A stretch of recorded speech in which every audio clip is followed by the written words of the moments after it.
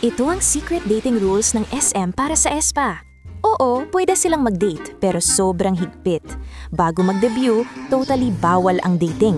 Kapag nahuli, pwedeng ma-terminate ang contract. Bilang trainees, halos walang contact sa male trainees. Hiwalay ang pasilidad, hiwalay ang dorm floors, may hiwalay pang keycard access. Pag debut na, nagbabago ang lahat. Normal na silang magkita sa SM building, bumati, sumali sa company events, at mag-usap tungkol sa trabaho. Kaya natural lang na nagkakaroon ng friendships. Sabi ng seniors, parang family vibe ang label. At ito ang twist. Mas common ang dating within SM kesa sa akala ng fans kasi mas madaling i-manage at mas mababa ang risk ng scandal kumpara sa pag-date ng outsider. Pero may strict rules. Panatilihing pribado.